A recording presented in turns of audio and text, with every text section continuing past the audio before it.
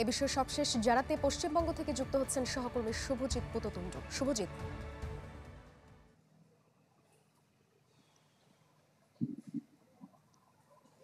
দেখুন সাদিয়া, প্রথমে একদিকে মমতা বন্দ্যোপাধ্যায় যে মন্তব্য করেছে সেই মন্তব্য কিন্তু তার কাছে নতুন নয়, কারণ মমতা বন্দ্যোপাধ্যায় এই ধরনের বক্তব্য এর আগে বহুবার দিয়েছে।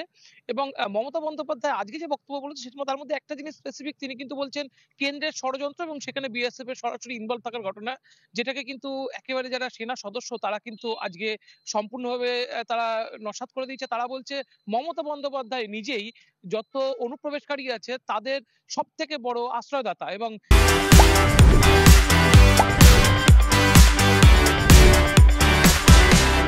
মমতা বন্দ্যোপাধ্যায় নিজের ভোটের রাজনীতির জন্য এই যারা অনুপ্রবেশকারী আছে তাদের ভোটার লিস্টে নাম তোলে এবং তাদের ভোটের মাধ্যমেই মমতা বন্দ্যোপাধ্যায় জিতে আসে। সেনা একদম সেনা বিশেষজ্ঞ ক্যাপ্টেন অনিল গৌড় তিনি কিন্তু সরাসরি এই অভিযোগ করেছে মমতা বন্দ্যোপাধ্যায়ের দিকে আঙুল তুলে।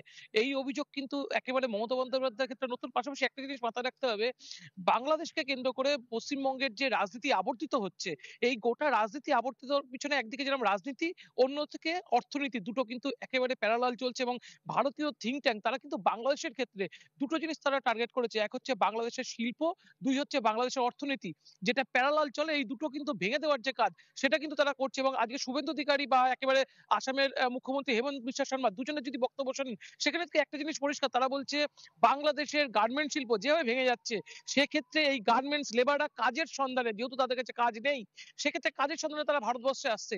বাংলাদেশের মানুষকে একটা জিনিস ভাবতে হবে, যদি ভারতের রাজনীতি চমকানোর জন্য তারা কিন্তু শুধুমাত্র ভারতের অর্থনীতিকে বিকাশ করার জন্য বাংলাদেশের অর্থনীতি তারা ভাঙতে চলেছে। গার্মেন্ট শিল্প কিন্তু বাংলাদেশে যত ভাঙবে, অনুপ্রবেশ তত বাড়বে। এটা কিন্তু একদিকে আজকে ভারতের যারা মুখ্যমন্ত্রী বা যারা বিরোধী দলনেতা, বিজেপির নেতা, তারা কিন্তু ইন্ডিকেশন দিয়ে দিয়েছে।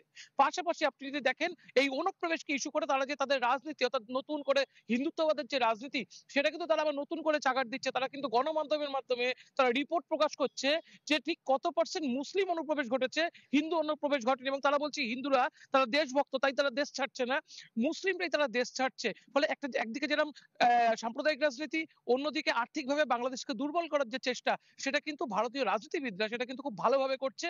এবং এখানেই কিন্তু বাংলাদেশকে সতর্ক থাকার যে পরামর্শ, সেটা কিন্তু যারা এখানকার সুশীল সমাজ তারা কিন্তু দিচ্ছে। সব মিলিয়ে বাংলাদেশের এই মুহূর্তের যা পরিস্থিতি, সেটা নিয়ে কিন্তু ভারতের আজকে যদি একদিনে দেখেন, সেখানে কিন্তু একেবারে হিমন্ত বিশ্ব শর্মা, মুখ্যমন্ত্রী মমতা বন্দ্যোপাধ্যায়, তার ভাতিজা যে এতদিন একেবারে মিডিয়ার সামনে আসেনি, সেও কিন্তু আজকে মিডিয়ার সামনে এসেছে। এবং বাংলাদেশের স্বাধীনতার ইতিহাস থেকে শুরু করে যে ভারত যদি তাদের স্বাধীন না করতো, তারা পূর্ব পাকিস্তান হয়ে থাকতো এবং তাদের শিল্পায়নের বিকাশ ঘটতো না, তাদের অর্থনীতির বিকাশ ঘটতো না, সমস্ত ইতিহাস কিন্তু আজকে মমতা বন্দ্যোপাধ্যায়ের ভাতিজা পদ্ধতিতে তিনি তুলে ধরছেন। ফলে একটা জিনিস, এখানকার রাজনীতিবিদদের, ভারতীয় রাজনীতিবিদদের যে ইন্টেনশন, সেটা কিন্তু ধীরে ধীরে আরো বেশি সামনে আসছে। শুভজিৎ, আপনাকে অনেক ধন্যবাদ। পশ্চিমবঙ্গ থেকে যুক্ত হয়েছিলেন সহকর্মী শুভজিৎ পুততুণ্ড।